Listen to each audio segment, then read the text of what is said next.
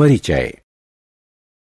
बच्चों, हम अपने आसपास चारों ओर जो खूबसूरत दुनिया देखते हैं वह प्रकाश के प्रभाव के कारण देखते हैं। अंधेरे में हम अपने आसपास कुछ भी नहीं देख सकते। प्रकाश हमारे जीवन का महत्वपूर्ण आयाम है। हम इस अध्याय में प्रकाश के गुण और अभिलक्षणों के बारे में अध्ययन करेंगे। उद्देश्य। इस पाठ के अंत में आप निम्न करने में सक्षम हो जाएंगे: प्रकाश की व्याख्या करना, प्रकाश परावर्तन के नियमों की व्याख्या करना, नियमित और विसरित परावर्तन की व्याख्या करना, विभिन्न तरह के प्रतिबिंबों की बनावट पर चर्चा करना, कैलिडोस्कोप के कार्य करने की व्याख्या करना, प्रकाश पराकीर्णन की व्याख्या करना। प्रकाश क्या है? आप कई तरह की चीजों को देखते हैं। इस कमरे में ही आप कुर्सी देखते हैं, मेज और मेज पर रखे गुलदान को भी देख सकते हैं। ये चीजें हमें तब दिखाई देती हैं जब उस वस्तु से प्रकाश परिवर्तित होकर हमारी आंखों पर पड़ता है। यह दो तरह से होता है, या तो वस्तु से स्वयं प्रकाश निकलता है या वस्तु पर किसी दूसरे माध्यम से प्रकाश पड़ता है। इस स्थिति में प्रकाश परावर्तित होकर हमारी आंखों तक आता है। इस प्रकार जब पूरी तरह से अंधेरा रहता है तब प्रकाश की अनुपस्थिति में हम कुछ भी नहीं देख सकते। क्या आप जानते हैं कि प्रकाश भी ध्वनि की तरह ऊर्जा का एक माध्यम है, लेकिन इससे अलग है।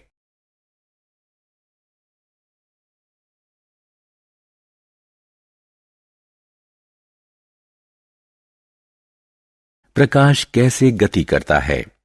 हम जानते हैं कि ध्वनि निर्वात में गति नहीं कर सकती, लेकिन प्रकाश निर्वात के माध्यम से गति कर सकता है। यही कारण है कि सूर्य से निकलने वाला प्रकाश हमारे ग्रह पृथ्वी तक पहुंच सकता है। अगर हम प्रकाश के स्रोत के सामने किसी अपारदर्शी वस्तु को रखें तो प्रकाश का रास्ता विचलित हो जाएगा। इस प्रकाश से अपारदर्शी वस्तु के पीछे छाया बन जाती है। इससे यह साबित होता है कि प्रकाश सीधी रेखा में गमन करता है। इसके अलावा हम इसे अपारदर्शी माध्यम से भी देख सकते हैं।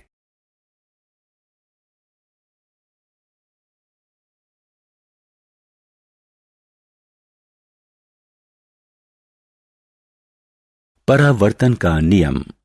प्रकाश सीधी रेखा में गमन करता है। जैसे हम किसी गेंद को दीवार पर मारते हैं और गेंद उछलकर वापस आ जाती है, ठीक वैसे ही प्रकाश को किसी वस्तु पर गमन कराया जाता है तो वह छितराकर वापस आ जाता है। पर सबसे महत्वपूर्ण बात यह है कि जिस कोण से प्रकाश किसी वस्तु पर आपतित होता है, ठीक उसी कोण से वस्तु प्रकाश को परावर्तित करती है। आइए हम इस बात को विस्तार से जानें। सतह पर प्रकाश का परावर्तन निम्न दो नियमों का पालन करता है, जिसे प्रकाश के परावर्तन का नियम कहते हैं। इस नियम के अनुसार प्रकाश के आपतन का कोण प्रकाश परावर्तन के कोण के बराबर होता है। इस प्रकार I बराबर R आपतन की सामान्य अवस्था में प्रकाश की किरण और परावर्तित किरण सभी एक ही पथ पर अवस्थित रहता है। अधिक जानकारी के लिए क्लिक करें।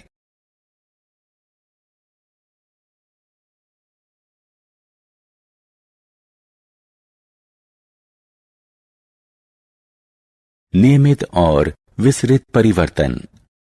दर्पण जैसी समतल सतह से निकलने वाले परावर्तन को नियमित परावर्तन कहते हैं।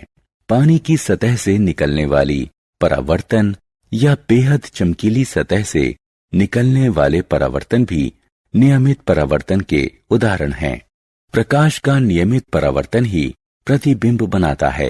विसरित परावर्तन तब होता है जब प्रकाश की किरण किसी लकड़ी या दीवार की सतह पर आपतित होती है। यह सतह समतल या चमकीली नहीं होती। इस स्थिति में प्रतिबिंब नहीं बनता।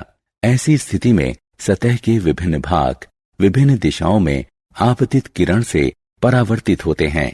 हम ज्यादातर वस्तुओं को अपनी आंख से देखते हैं। ये हम तब देखते हैं जब इनकी सतह से विसरित परावर्तन होता है।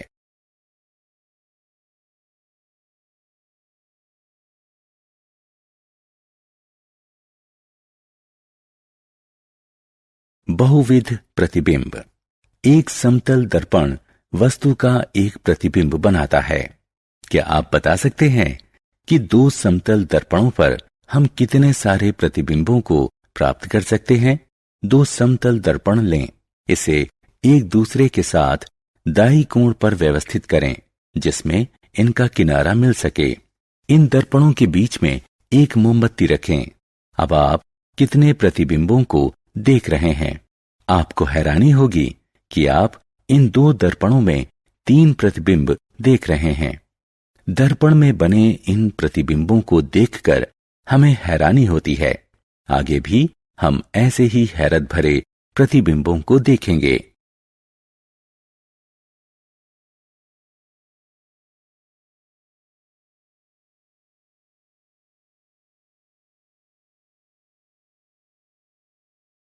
कैलिडोस्कोप।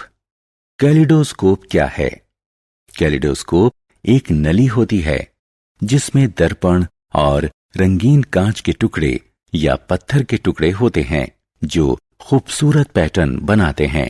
एक दर्पण के रूप में जब आप इसे एक छोर से देखेंगे तो पाएंगे कि प्रकाश दूसरे छोर से प्रवेश करता है और रंगों का खूबसूरत समा बांध देता है। ऐसा इसलिए होता है क्योंकि जब नली घूमती है तो दर्पण से परावर्तन दूर हो जाता है। आइए हम इस क्रियाकलाप को करके कैलिडोस्कोप बनाएं। 3 समतल दर्पण के टुकड़े लें और प्रिज्म बनाने में हमारा साथ दें। इसे एक गोल कार्ड बोर्ड नली में सेट करें। नली के कार्डबोर्ड का एक छोर बंद होना चाहिए। अब इस कार्डबोर्ड के बीचों बीच एक छेद करें जिसमें हम देख सकें। कार्डबोर्ड के अंदर पारदर्शी प्लास्टिक के टुकड़े को चिपका दें। दूसरे छोर पर गोल समतल कांच की प्लेट को लगा दें। इस कांच की प्लेट में छोटे छोटे रंगीन कांच डाल दें और शीशे की प्लेट से नली के छोर को बंद कर दें। अब छेद में प्रकाशित बिंब को कार्डबोर्ड के छेद से देखने के लिए कैलिडोस्कोप को घुमाएं। आपको नली में कई खूबसूरत तरह के नजारे देखने को मिलेंगे।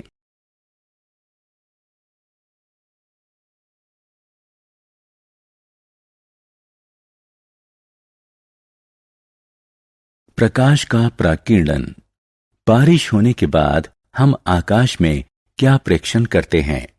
जी हां, हम आकाश में कई रंगों वाला खूबसूरत इंद्रधनुष देखते हैं। लेकिन यह विभिन्न रंग कहां से आते हैं? हम जानते हैं कि सूर्य के प्रकाश को सफेद रंग में उल्लेखित किया जाता है। जब हम इस प्रकाश को कांच के प्रिज्म से गुजारते हैं तो यह 7 रंगों में विभाजित हो जाता है। इसका मतलब यही हुआ कि सफेद प्रकाश की किरण अपने संगठन रंग से अलग हो जाती है। इन रंगों का समूह सफेद प्रकाश के स्पेक्ट्रम को प्रदर्शित करता है। इस प्रकार सफेद प्रकाश के अपने संगठन रंगों से अलग होने की घटना को प्रकाश का प्रकीर्णन कहते हैं। आइए अब हम इंद्रधनुष पर आते हैं। उपरोक्त आधार पर हम कह सकते हैं कि सफेद प्रकाश का प्रकीर्णन बारिश की बूंदों से होकर गुजरता है तो इंद्रधनुष बनता है। इन रंगों को हम निम्न क्रम में देख सकते हैं: बैगनी, गहरा नीला, नीला, हरा, पीला, नारंगी और लाल। इसे अंग्रेजी में वाइबक्योर भी कहते हैं।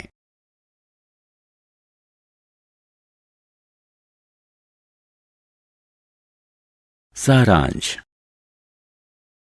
आइए हमने जो कुछ सीखा है उसे संक्षेप में दोहराएं।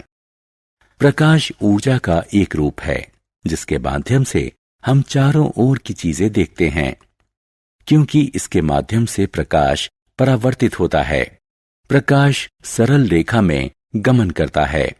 जब किसी दर्पण पर प्रकाश की किरण पड़ती है तो वह प्रकाश के पथ को मोड़ देती है। परावर्तन के दो नियम हैं। आपतन कोण हमेशा परावर्तन कोण के बराबर होते हैं, अर्थात कोण I बराबर होता है कोण R के।